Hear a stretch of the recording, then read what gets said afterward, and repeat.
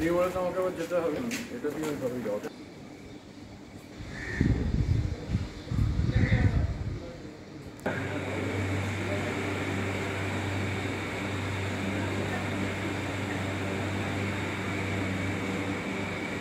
দেবসাহিত্য কুটিরের এই যে আজকের দিন এলেন, কেমন লাগছে আপনার? ভালো, খুবই ভালো। আমরা তো আগে আসছি, খুবই ভালোই তো। একটা আলাদা অনুভূতি একটা আলাদা অনুভূতি। বছর একবারই আসে।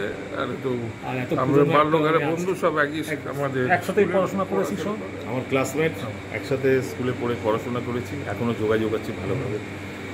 তো এতজন মানুষ যে কাছের লোকেরা আসছে, কিরম লাগছে আজকের দিনটায়? দারুণ, দারুণ, দারুণ, বলে বোঝানো যাবে, বলে বোঝানো যাবে।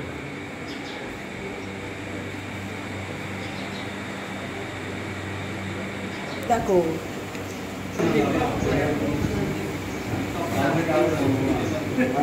আচ্ছা, আজকে যে নববর্ষে এত যে লেখকদের সমাবেশ, আপনি তো নবকল্যাণের সম্পাদিকা, আপনি কি বলবেন?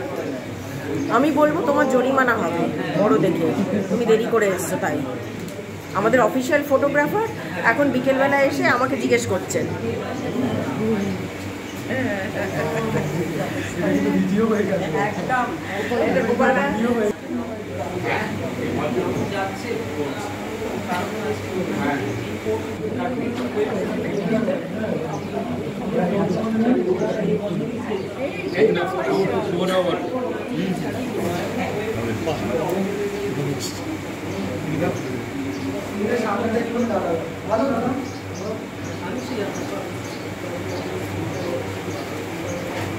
আমার ফুলটা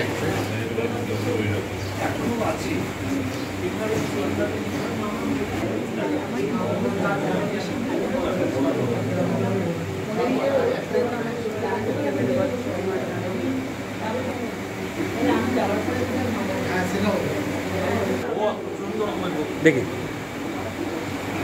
আরে এদিকে তো খালি খাওয়াতে পারে।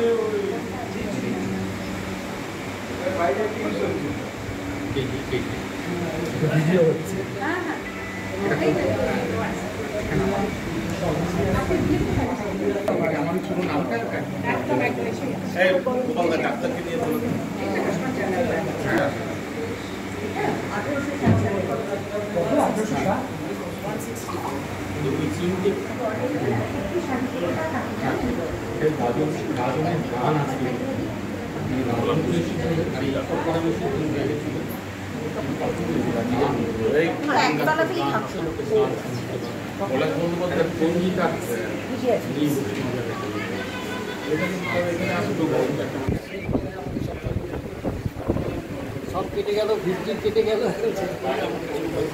ছবিগুলো পাবো তো।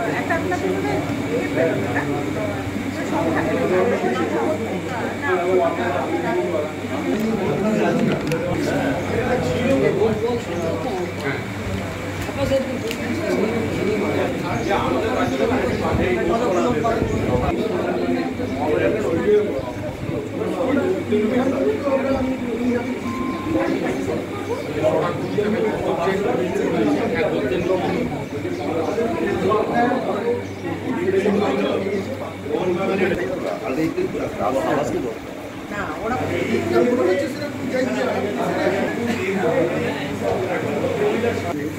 বাংলাদেশি পাঞ্জাবি কদিন আগে একটু উপহার দিয়েছে।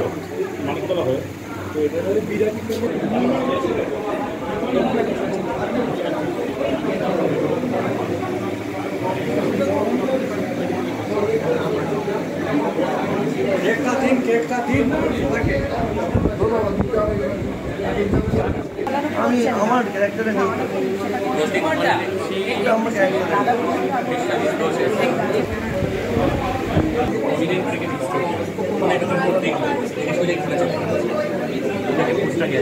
আমার দিদি তাহলে এবারে আমি আমার জিজ্ঞেস করলো জানাবো সব ভুলে যায়।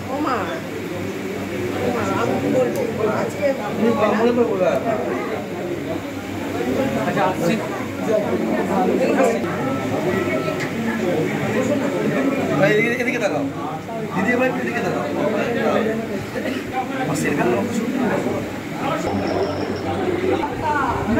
জিজ্ঞেস করো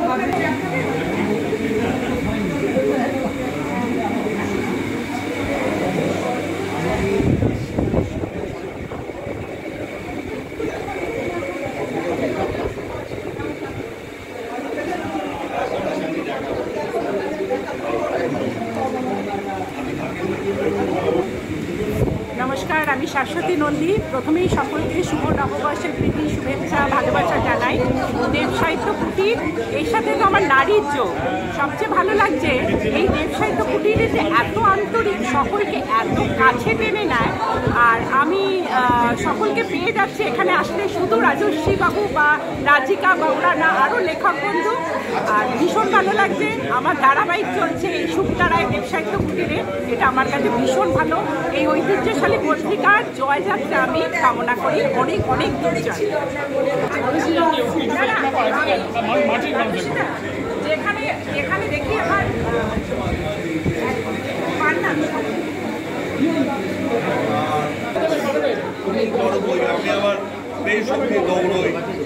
মানে যত কুকুর বেড়াল আছে সব প্রত্যেককে মানে একবেলা আমার কাছে একটি সেই পাশের পাড়ায় চলে গেল, সেই